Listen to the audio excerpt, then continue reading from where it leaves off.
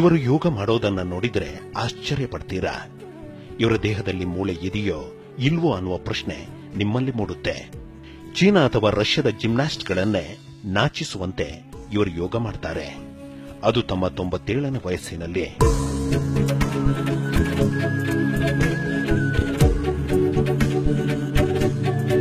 ಹೌದು, ತಮಿಳುನಾಡಿನ ಕೊಯಮತ್ತೂರು ಮೂಲದ ವೃದ್ಧೆ ನಾನಮ್ಮಾಳ್ ನಮ್ಮ ದೇಶದ ಹಿರಿಯ ಯೋಗ ಶಿಕ್ಷಕಿ ಎಂಬ ಹೆಮ್ಮೆಗೆ ಪಾತ್ರರಾಗಿದ್ದಾರೆ.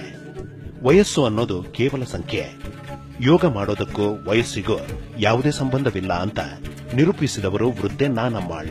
ತಮ್ಮ 10ನೇ ವಯಸ್ಸಿನಿಂದ ಯೋಗ ಪ್ರಾರಂಭಿಸಿರುವ ವೃದ್ಧೆ ನಾನಮ್ಮಾಳ್ ಕಠಿಣ ಯೋಗಾಭ್ಯಾಸ ಮಾಡೋದರಲ್ಲಿ ಸಿದ್ಧಹಸ್ತರು.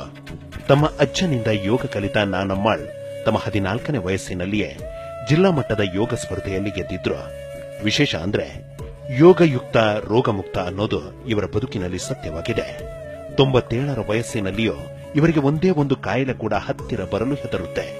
ಸ್ಟ್ರಾಂಗ್ ಹಾಗೂ ಹೆಲ್ದಿಯಾಗಿರುವ ನಾನಮ್ಮಾಳ್ ತಮ್ಮ ಮನೆಯಲ್ಲಿಯೇ ನಿತ್ಯ 100 ವಿದ್ಯಾರ್ಥಿಗಳಿಗೆ ಯೋಗಾಸನ ಪಾಠ ಮಾಡ್ತಾರೆ.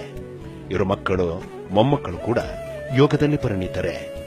ಸಾಂಪ್ರದಾಯಿಕ ಉಡುಗೆ ಸೀರೆ ಧರಿಸಿಯೇ ಯೋಗ ಮಾಡೋದು ನಾನಮ್ಮಾಳ್ ಅವರ ಸ್ಪೆಷಾಲಿಟಿ. ನಮ್ಮ ದೇಶದ ಯೋಗ ಚೇತನವಾಗಿರುವ ನಾನಮ್ಮಾಳ್ ಅವರು ರಾಷ್ಟ್ರೀಯ ಹಾಗೂ ಅಂತಾರಾಷ್ಟ್ರೀಯ ಪ್ರಶಸ್ತಿಗಳಿಗೆ ಭಾಜನರಾಗಿದ್ದಾರೆ.